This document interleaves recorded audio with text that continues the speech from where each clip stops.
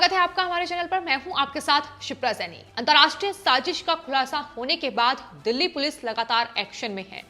Greta Thunberg के tweet को लेकर दिल्ली की साइबर सेल ने 4 एफआईआर दर्ज कर ली है, तो वहीं किसान नेताओं से लेकर अब दिल्ली हिंसा के जिम्मेदार लोगों पर भी लगातार दिल्ली पुलिस की ओर से शिकंजा कसा जा रहा है। आपको बता दें, स्वीडन की जो ग्रेटा थनबर्ग हैं, एक इन्वायरमेंटल एक्टिविस्ट हैं, उन्होंने हाल ही में जो ट्वीट किए थे उसको लेकर अंतर्राष्ट्रीय साजिश का एक बड़ा भंडाफोड़ हुआ है। जिस तरीके से देश को तोड़ने की, भारत को तोड़ने की ग्लोबल लेवल पर साजिश रची जा रही थी, उनके इस ट्वीट से साफ तौर पर यह सामने आया है। हालांकि ग्रेटा ने जो षड्यंत्र या ग्रेटा के जितने इर्द गिर्द लोग हैं, उन्होंने जो षड्यंत्र भारत को तोड़ने के लिए रचा था, खुद ग्रेटा ने अपने ट्वीट से ही इस बात की पोल खोली और उसके बाद लगातार अब उन पर दिल्ली पुलिस की जो साइबर सेल है उसका शिकंजा कसता नजर आ रहा है। 4 एफआईआर दर्ज हो चुकी हैं। आने वाले वक्त में उनके ट्वीट की जांच भी हो सकती है। जिस तरीके से उन्होंने एक डॉक्यूमेंट फाइल जो है वो अपने ट्वीट के जरिए शेयर की थी, हालांकि बाद में उन्होंने उसको डिलीट कर दिया, लेकिन उस डॉक्यूमेंट फाइल में यह साफ तौर पर नजर आ रहा है कि किस तरीके से भारत को हिंसा की आंख में झोंकने की यह पूरी साजिश अंतर्राष्ट्रीय स्तर पर रची गई, ये पूरा षड्यंत्र रचा गया और उसकी पोल इस ट्वीट ने ही खोली है। 26 जनवरी गणतंत्र दिवस के मौके पर दिल्ली में जो हिंसा हुई उसको लेकर किस तरीके से षड्यंत्र रचा गया था, वो भी ग्रेटा के इस ट्वीट के बाद साफ तौर पर सामने आया है। उन्होंने जो डॉक्यूमेंट फाइल शेयर की है उसमें कई महत्वपूर्ण बिंदु हैं जिस पर गौर करना बेहद जरूरी है।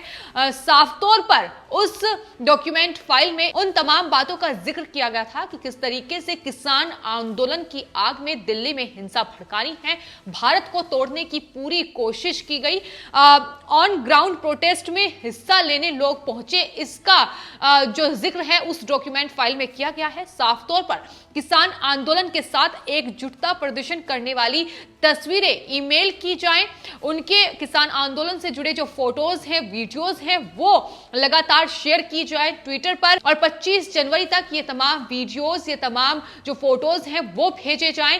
और 26 जनवरी को जो हिंसा हुई, कहीं ना कहीं वो देखा जा रहा है कि अब उसकी जो वजह थी असल वो यही थी कि जिस तरीके से अंतर्राष्ट्रीय स्तर पर यह साजिश रची जा रही थी, उसमें भारत के तमाम लोग शामिल थे, वो विपक्षी लोग जो लगातार ग्रेटा थनबर्ग से लेकर अब पॉप स्टार रिहाना तक के ट्वीट का समर्थन कर रहे थे। और जाहिर है उन्होंने अपने इस फाइल में इस बात का भी जिक्र किया है कि एक डिजिटल स्ट्राइक करनी है, hashtag ask India why hashtag के साथ फोटोज और वीडियो मैसेज 26 जनवरी से पहले ट्विटर पर पोस्ट किए जाएं। इसको लेकर लगातार ये प्रतिबद्ध थे लोग और उसके बाद 4 से 5 फरवरी का जिक्र भी किया गया है कि किस तरीके से 6 फरवरी को जिस तरीके से राष्ट्रव्यापी चक्का जाम का आह्वान इन किसान मोर्चा की तरफ से किया गया है, तो 5 फरवरी तक की पूरी प्लानिंग इस पूरी फाइल में की गई है। तो तमाम तरीके से जो षड्यंत्र अमेरिका से लेकर कनाडा और भारत तक पूरे देश को तोड़ने के लिए रचा जा रहा था, उसका बड़ा खुलासा हुआ है। साफ तौर पर इसमें यह भी कहा गया है कि दरअसल 6 फरवरी जो है वो आखिरी दिन है। जाहिर है किसान मोर्चा की तरफ से 6 फरवरी को देश में राष्ट्रव्यापी चक्का जाम का ऐलान किया गया है। ऐसे में ये तमाम जो बातें इसमें कही गई हैं वो कहीं ना कहीं दिखाती हैं कि देश में बीते दिनों जो कुछ भी हुआ है वो कहीं ना कहीं इस पूरी रणनीति के अंतर्गत ही हुआ है। तो एक बड़ा सवाल अब ये उठता है कि आखिर ग्रेटा थनबर्ग या फिर रिहाना जैसे लोगों से ये कौन करवा रहा है, कौन सी वो ताकतें हैं जो इन्हें फंडिंग कर रही है, कौन से वो लोग हैं जिनके कहने पर ये इस तरीके के लगातार ट्वीट कर रहे हैं और अब लगातार अब ट्वीट इनके उस पर भी शिकंजा कसता नजर आ रहा है। पहले ही विदेश मंत्रालय अपना जवाब दे चुका है। बीजेपी की ओर से भी मीनाक्षी लेखी ने साफ तौर पर कहा है कि ग्रेटा थनबर्ग पर्यावरण एक्टिविस्ट हैं, लेकिन उन्हें भारत का पर्यावरण खराब करने की कोई जरूरत नहीं है। जिस तरीके से उनके ट्वीट सामने आए हैं, लगातार किरकिरी हो रही है, वही पोल भी खुलती नजर आ रही है। जिस तरीके से बीते दिनों लगातार विदेशी हस्तियों ने भारत में चल रहे किसान आंदोलन को लेकर ट्वीट किया, जिसमें सवाल लगातार यही उठे कि आखिर इन हस्तियों को भारत के आंतरिक मसलों में दखल देने की क्या जरूरत है। क्या ये लोग जानते हैं कि आखिर किसान कौन होते हैं? क्या ये लोग जानते हैं कि आखिर एमएसपी क्या होती है? इसका फुल फॉर्म क्या इन्हें पता है? ये सवाल उठना लाजमी है और इनसे कौन करा रहा है, ये भी सबसे बड़ा सवाल था।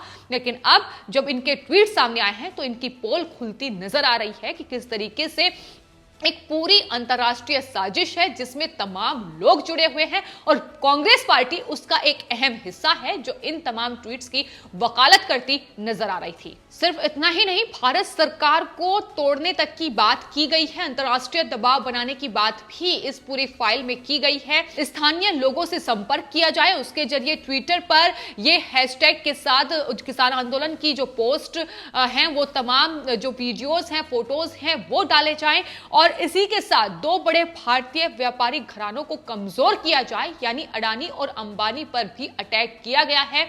लगातार किसान आंदोलन में शुरू से ही हमने देखा है कि किसान आंदोलनकारी शुरू से ही केंद्र सरकार पर यह आरोप लगाते आए हैं कि दरअसल इन नए कृषि कानूनों के तहत केंद्र में जो सरकार है, मोदी सरकार है, वो इन दो घरानों को बड़ा लाभ पहुंचाएगी और उसका जिक्र इसमें भी किया गया है।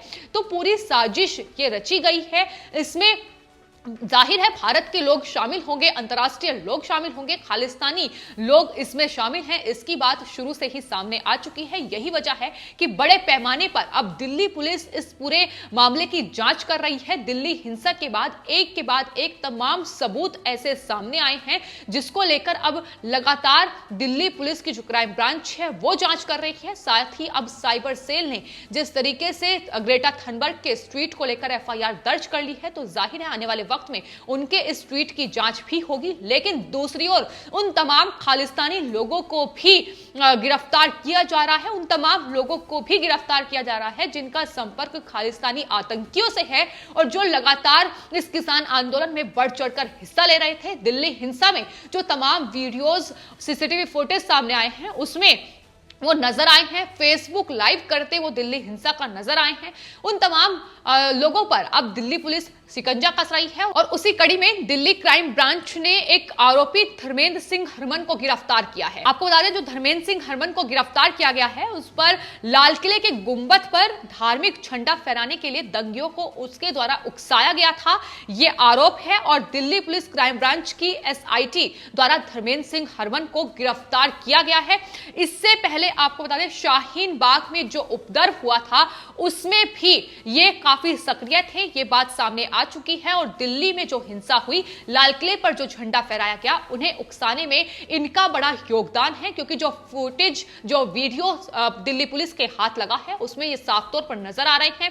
वहीं अगर इनकी फेसबुक को खंगाला जाए तो उस वक्त ये फेसबुक पर लाइव थे जब दिल्ली में हिंसा हुई, लाल किले पर वो झंडा फहराया गया, तो उसी के मद्देनजर दिल्ली पुलिस ने इन पर कार्रवाई की है। और चूंकि ये शाहीन बाग में भी उतने ही सक्रिय थे जितना कि ये सिंघू बॉर्डर पर लगातार जब से किसान आंदोलन चल रहा है उसमें बढ़ चढ़कर हिस्सा ले रहे हैं। फिलहाल दिल्ली पुलिस की क्राइम ब्रांच ने इन्हें हिरासत में लिया है, गिरफ्तार कर लिया है। इसके अलावा किसान नेता पर भी शिकंजा कसा गया है। एनआईए ने अमरजीत सिंह, जो कि किसान नेता हैं, उनके रेजिडेंस पर छापेमारी की है। अमृतसर में, पंजाब में बड़े पैमाने पर एनआईए की छापेमारी जारी है। लगातार वहां अलग अलग जगहों पर सीबीआई से लेकर एनआईए, तमाम जो एजेंसियां हैं राष्ट्र की, वो लगातार इस कड़ी में जांच कर रही है। सीबीआई जहां पंजाब में छापेमारी कर चुकी है, बीते दिनों भी वहां गेहूं और चावल के जो सैंपल हैं वो बड़ी मात्रा में लिए गए थे, क्योंकि जिस तरीके से पूरा किसान आंदोलन चल रहा है, दरअसल ये किसानों का आंदोलन नहीं है, बल्कि जिस तरीके से अंतरराष्ट्रीय साजिश रची जा रही है देश को तोड़ने के लिए, जिस तरीके से विदेशों से ट्वीट सामने आ रहे हैं, साफ तौर पर खालिस्तानी लोग एक के बाद एक देश को तोड़ने की बात कर रहे हैं। किसान आंदोलन की आड़ में उन्होंने क्या साजिश रची है, इसका खुलासा दिल्ली हिंसा के बाद कई बार सामने आया है कि किस तरीके से विदेशों से फंडिंग की जा रही है। कनाडा में जो लोग बैठे हैं वो लगातार इस पर ट्वीट कर रहे हैं। भारत सरकार, गृह मंत्रालय लगातार जवाब उन लोगों को दे रहा है और यही वजह है कि विदेश मंत्रालय से लेकर गृह मंत्रालय लगातार एक्शन में है। विदेश मंत्रालय ने साफ तौर पर ट्वीट करते हुए कई बार कहा है और बार बार दोहराया है कि भारत का आंतरिक मामला है। ऐसे में कनाडा या फिर अमेरिका या फिर किसी दूसरे देश से कोई भी ट्वीट या कोई भी बयान का इसके लिए कोई मतलब नहीं है, क्योंकि यह भारत का अपना मामला है और भारत इसे सुलझा सकता है। यही बात गृह मंत्रालय की ओर से लगातार की जा रही है। जो ट्विटर अकाउंट पर जितने भी एक्शन लिए जा रहे हैं वो इसी के मद्देनजर लिए जा रहे हैं, क्योंकि सोशल मीडिया के जरिए एक कैंपेन चलाकर एक रणनीति के तहत ये पूरा षड्यंत्र रचने की जो कोशिश है ये की जा रही है। और ग्रेटा थनबर्ग का जो ट्वीट सामने आया है उसके बाद तो ये चीज पुख्ता हो गई है कि दरअसल ट्विटर ही वो माध्यम है जिसके जरिए ये तमाम लोग इस साजिश को रच रहे हैं। एक पूरा प्रोपेगेंडा चलाया जा रहा है कि किस तरीके से किसान आंदोलन की आड़ में केंद्र सरकार पर दबाव बनाना है, किस तरीके से भारत को निशाने पर ले रहा है। तो ये पूरा षड्यंत्र सिर्फ और सिर्फ ट्विटर के माध्यम से ही रचने की कोशिश की जा रही है। हैशटैग कहीं ऐसे वायरल किए जा रहे हैं जिसको लेकर तमाम चीजें ये कही जा रही हैं कि ऐसे वीडियोस और साथ ही ऐसे फोटोज ट्विटर पर किसान आंदोलन के पोस्ट किए जाए। तो ये पूरा खुलासा जो हुआ है ये एक बहुत बड़ी उपलब्धि है कहीं ना कहीं, जब देश में लगातार हिंसा इस किसान आंदोलन की आड़ में हो रही है और उस हिंसा के सबसे बड़े जिम्मेदार ये तमाम विपक्षी लोग, ये तमाम किसान संगठन के नेता जो लगातार विदेशों की भाषा बोलते हैं और विदेशी लोग लगातार इनके गुणगान करते नजर आ रहे हैं। लेकिन फिलहाल इनकी अंतरराष्ट्रीय साजिश का एक बड़ा भंडाफोड़ हुआ है। किस तरीके से खालिस्तानियों के साथ मिलकर देश को तोड़ने की कोशिश कर रहे हैं इसका भी एक बड़ा सबूत अब सामने आया है। लेकिन दिल्ली पुलिस लगातार एक्शन में है। दिल्ली पुलिस की क्राइम ब्रांच से लेकर साइबर सेल तक अब इनके ट्विटर अकाउंट्स को खंगालने में लगी हुई है और ट्विटर एक ऐसा माध्यम जो बना है उस पर लगातार नजरें गड़ी हुई हैं। जिस तरीके से एक के बाद एक इन तमाम विदेशी सेलिब्रिटीज के